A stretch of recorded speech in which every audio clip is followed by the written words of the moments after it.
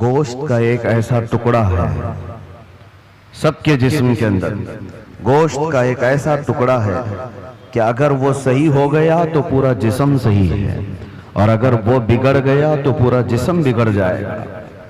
वो क्या है? अला वहियल क़ल्ब। मेरे आका फरमाते हैं आगाह हो जाओ, वो दिल है, वो दिल है। दिल अगर सही रहा तो पूरा जिस्म सही रहेगा। साइंटिफिक तरीके से भी देखा जाए, जिस्मानी या हयातियात बायोलॉजी के एतबार से देखा जाए तो भी जिस्म के अंदर दिल का बड़ा मकाम है। रूहानी एतबार से भी, इस्लामी नजरिए के एतबार से भी दिल का बड़ा मकाम है। उसको रईसुल आज़ा कहा गया है, सारे आज़ा का, हमारे सारे बॉडी के पार्ट्स का बादशाह है।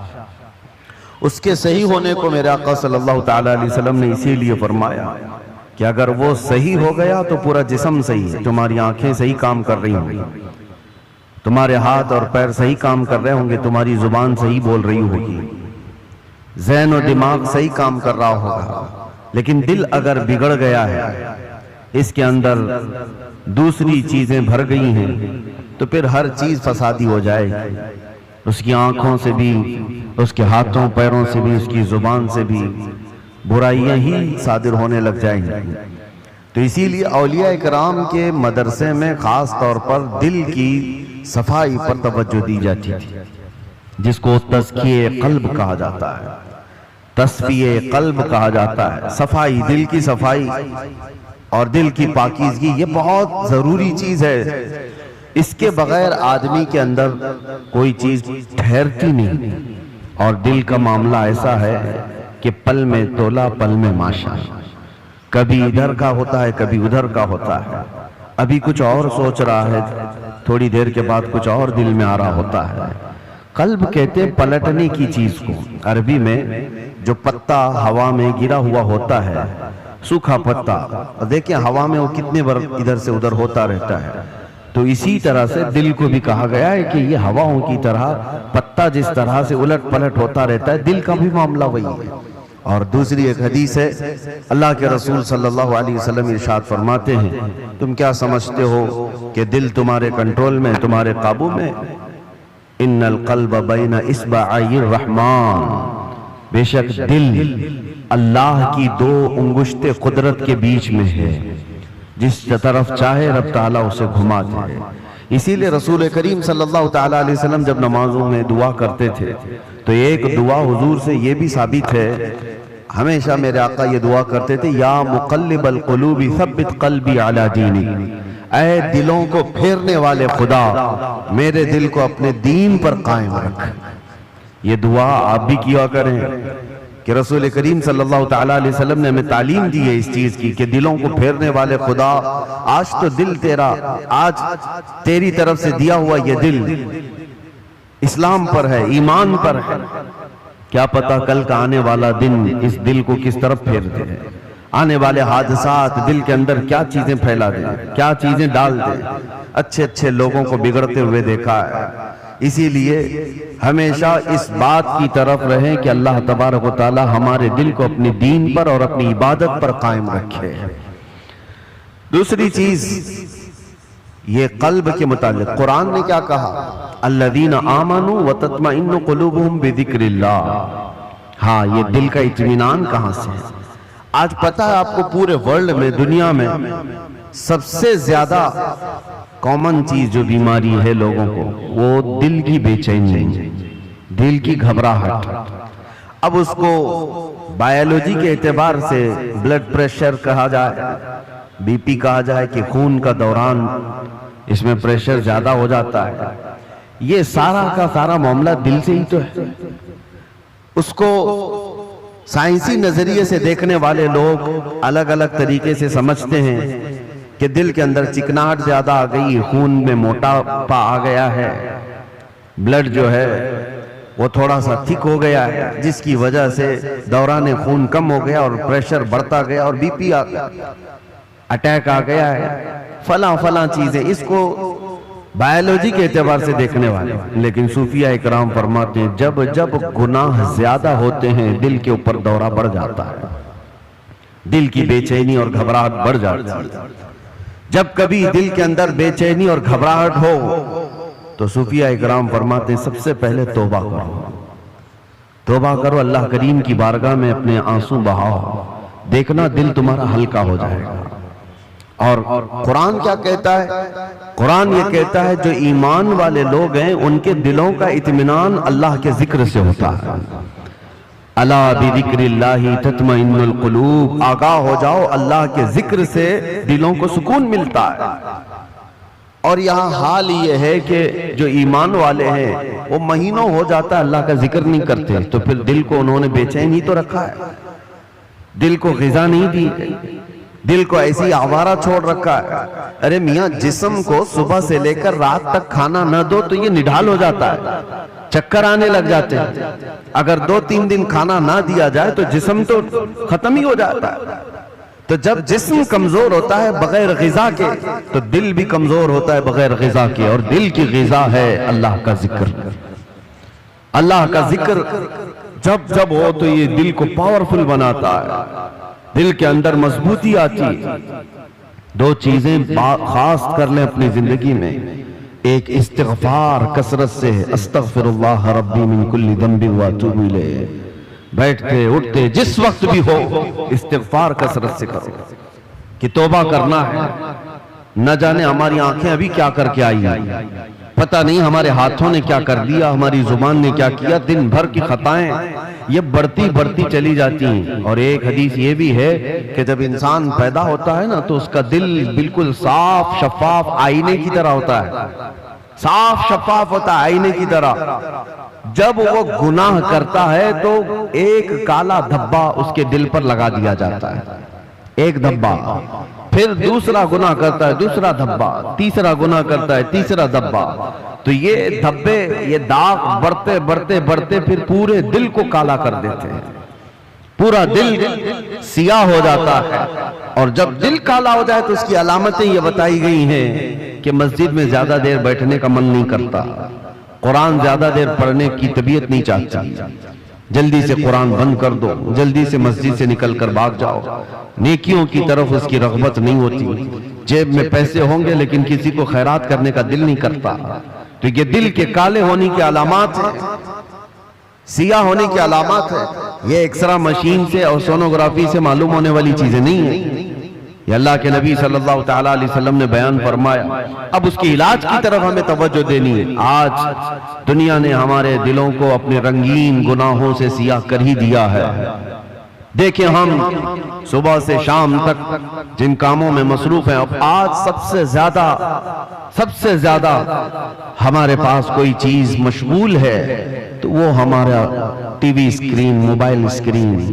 न जाने वो किन किन चीजों को दिखाते हुए हमारी आंखों को खरीद जाते हैं, कंट्रोल भी नहीं रह पाता। इसीलिए दिल पर बोझ बढ़ता जा रहा है, जिसको आप टेंशन कहते हैं, जिसको आप लोग डिप्रेशन कह रहे हैं।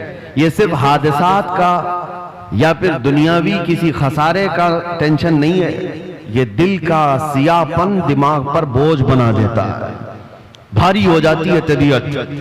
कुछ लोगों को घरों में तबीयत नहीं लगती कि बैठने का भी मन नहीं कर रहा, खाने का भी मन नहीं कर रहा, किसी से बात करने का भी मन नहीं कर रहा। ये बहुत अपर लेवल पर आ गई चीज कि उसकी दिल की बेकरारी बहुत बढ़ गई है, घबराहट बहुत ज्यादा बढ़ गई है। इसीलिए हम सूफिया इकराम को देखते हैं, जब जब कभी किसी के दिल की बेचैनी बढ़ जाती, घबराहट बढ़ जाती, तो वो किसी अल्लाह वाले की बारगाह में चले जाते थे, सूफिया इकराम की बारगाह में चले जाते, आस्थानों पर चले जाते, अल्लाह का जिक्र करते, फिर वो अपने दिल की पाकीज़गी लेकर के वापस लौटते हैं। वजह क्या है?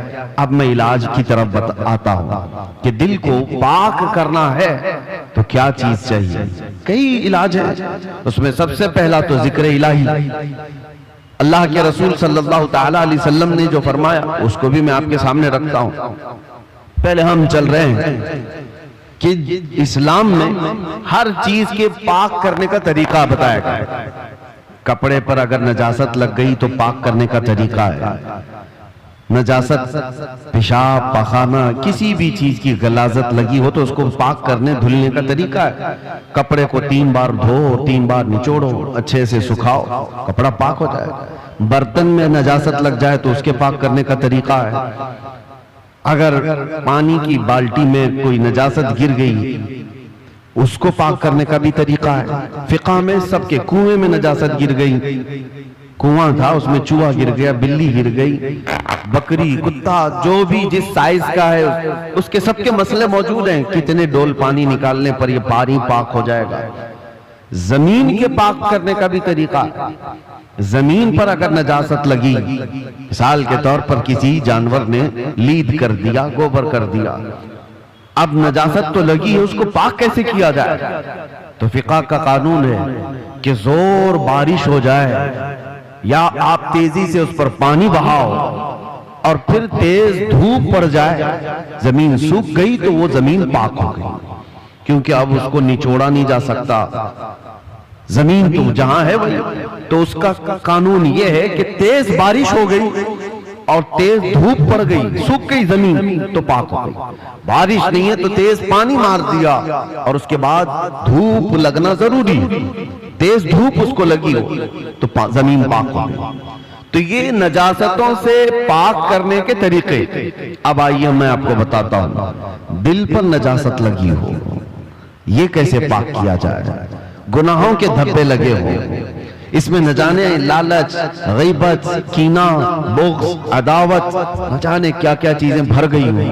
ये नजासत पाक करने का तरीका क्या है? मौलाना जलालुद्दीन रूमी मसनवी शरीफ के मुसन्निफ फरमाते हैं, दिल को पाक करने का तरीका वैसी ही है जैसे जमीन को पाक करने का तरीका है। जमीन को पाक करने के लिए तेज बारिश का हो जाना और तेज धूप का पड़ जाना काफी होता है कि जमीन पाक हो जाती है। दिल को पाक करने के लिए जिक्र इलाही की बारिश होना चाहिए और किसी शेख कामिल की तेज निगाह पड़नी चाहिए, दिल पाक हो जाता है।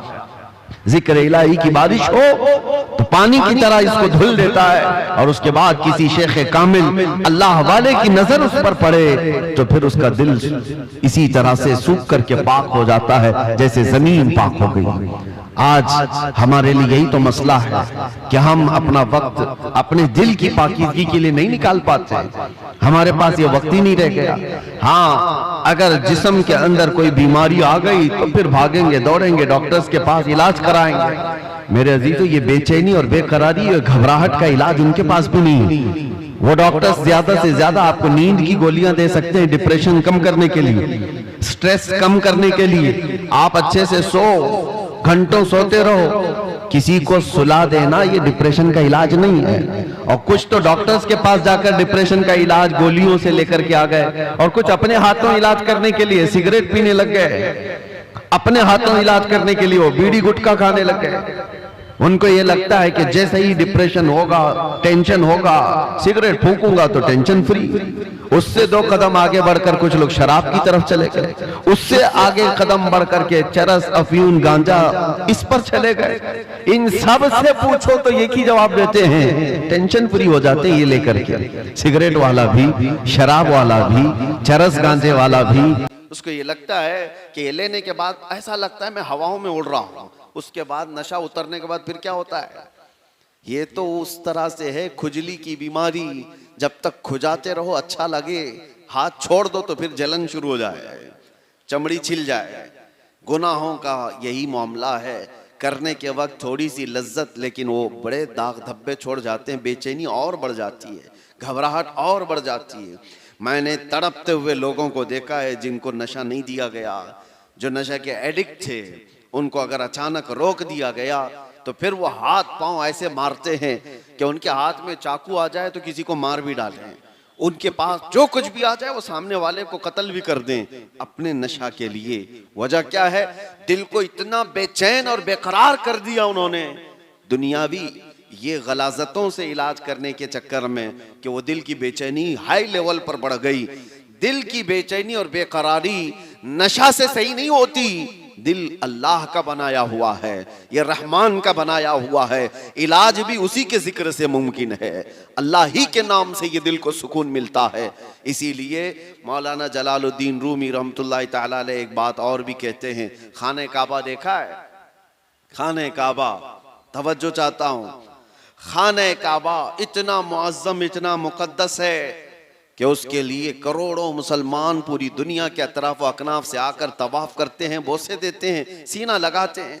ये खाने काबा अल्लाह का घर है, लेकिन मौलाना रोम फरमाते हैं है तो काबा, ये इब्राहिम खलीलुल्लाह की बनाई हुई इमारत है, इब्राहिम खलीलुल्लाह अलैहिस्सलाम की बनाई हुई इमारत है काबा। और वो कहते हैं कि काबा बिनाए खलीले अतहरस्त, वो दिल गुजरगाहे रब्बे जलीलस्त। लेकिन दिल जो है मोमिन का दिल, अल्लाह के रसूल ने फरमाया कल्बुल मुमिन अर्शुल्लाह, मोमिन का दिल अल्लाह का अर्श होता है। काबा इब्राहिम खलीलुल्लाह ने बनाया, दिल तो रब्बे जुल जलाल ने बनाया। तो कहा है मौलाना रोम ने कि काबे से भी अफजल है मोमिन का दिल, काबे की बेहुरमती उससे बढ़ करके मोमिन के दिल की बेहुरमती है। मोमिन के दिल का मकाम और भी बुलंद किया गया। इसीलिए मेरे अजीजों, हुजूर पाक सल्लल्लाहु तआला अलैहि वसल्लम ने जो फरमाया इत्तकू फिरासतल मुमिनी फइन्नहु यंजुरु बिनूरिल्लाह, इसका मतलब क्या है?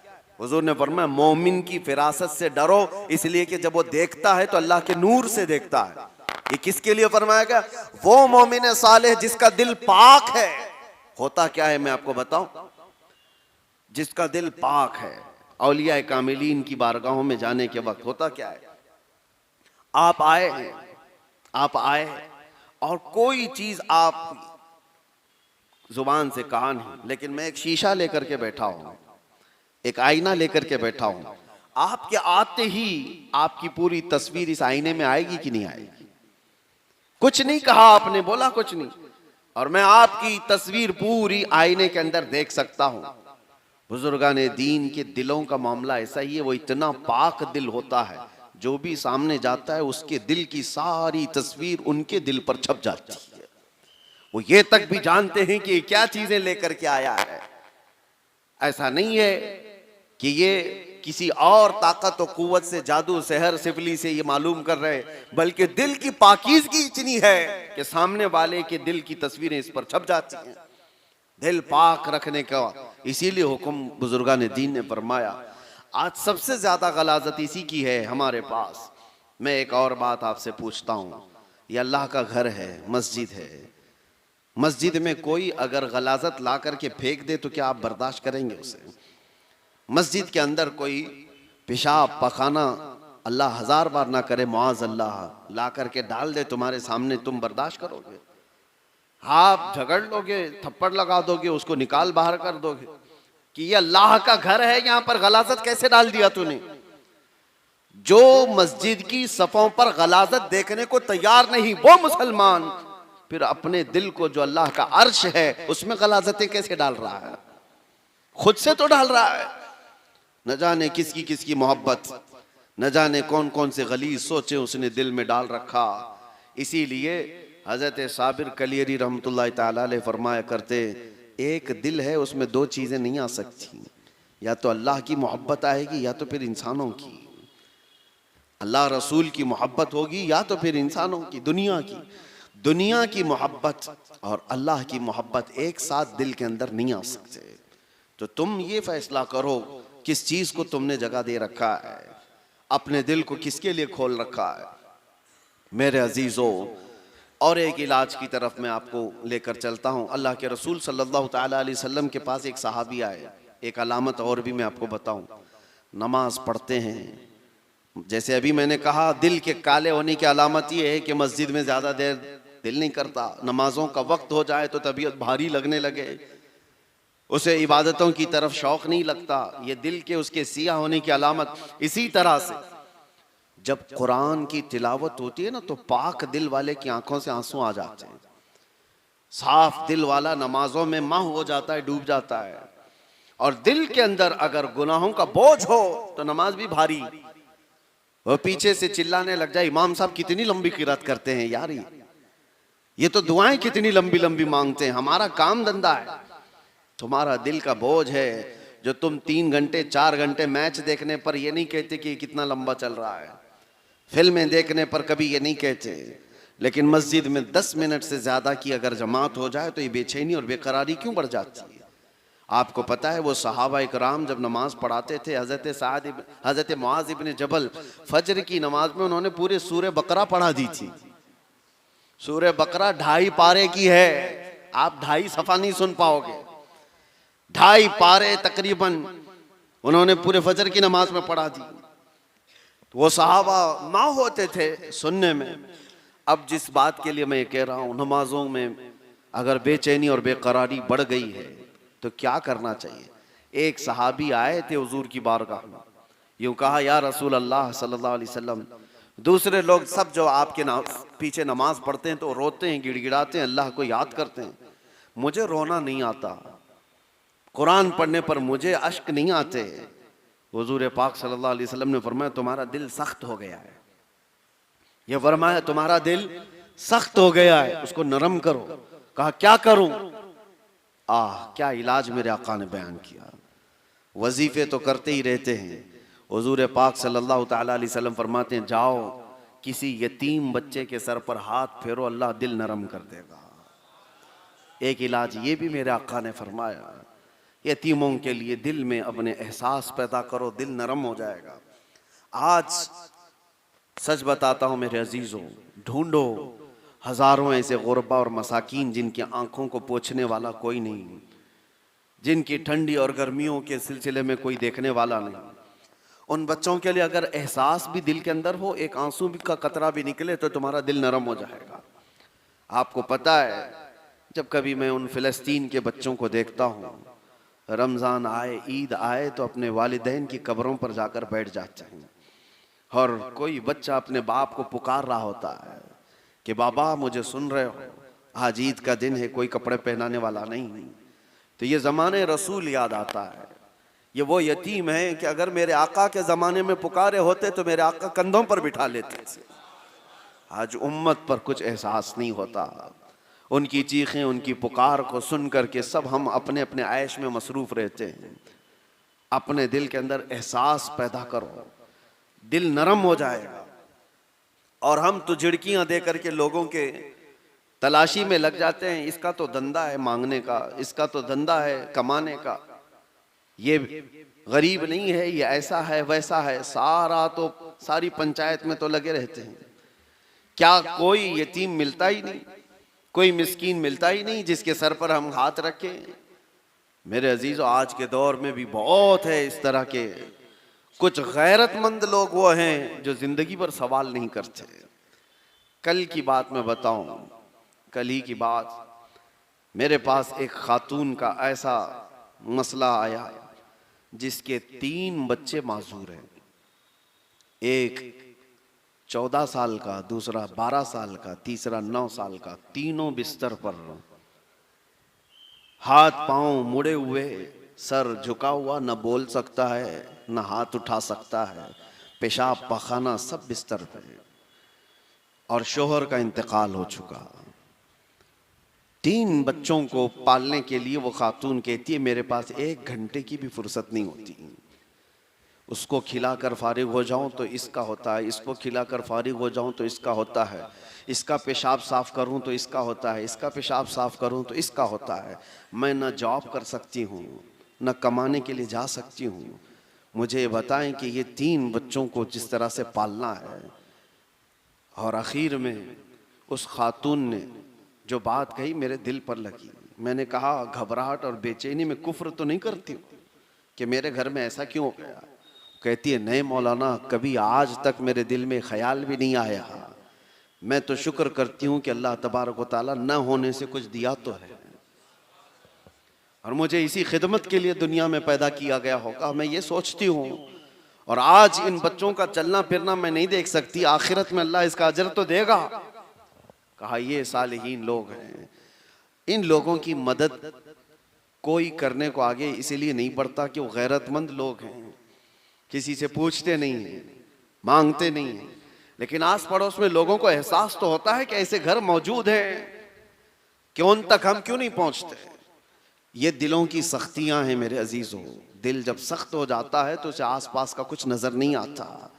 आप ढूंढो, ये शाबानुल मुअज्जम का महीना है, कसरत से इबादत की तरफ बढ़ाने वाला महीना है, रमजान के इंतजार वाला महीना है, और इसमें जो बीज बोगे तौबा इस्तिग़फ़ार के, वो रमजान में उसके फल देखने को मिलेंगे।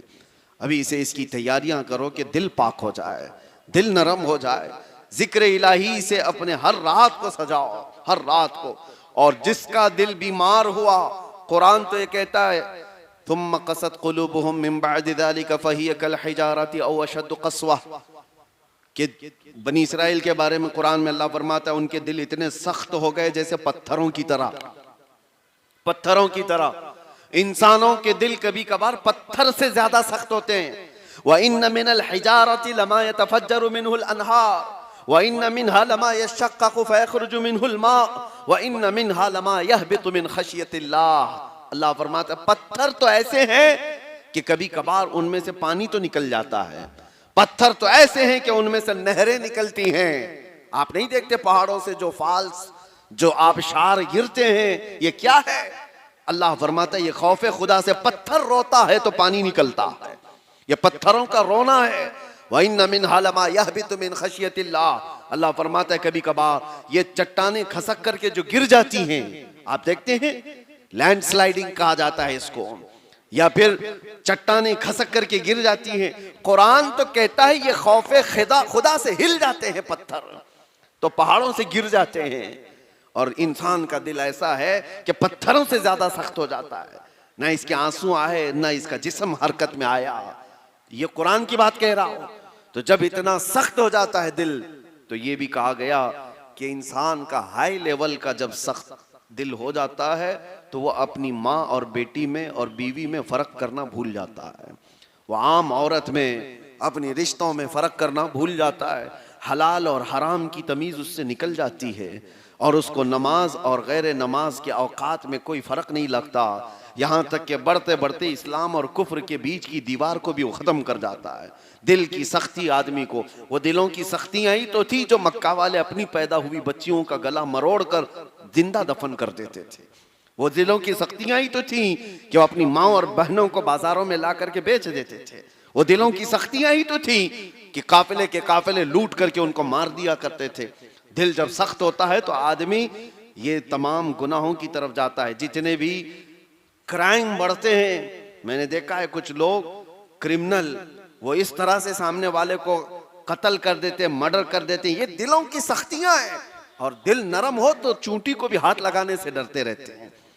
आपके अंदर अगर दिल नरम है तो आप जानवर को भी मारने से कतराते हैं नहीं, और दिल सख्त हो जाए तो फिर उसके सामने कोई तमीज नहीं होती। इसलिए सबसे पहले दिल का इलाज करें। अपने दिलों का इलाज अल्लाह के जिक्र से है, कसरत से अल्लाह का जिक्र करें।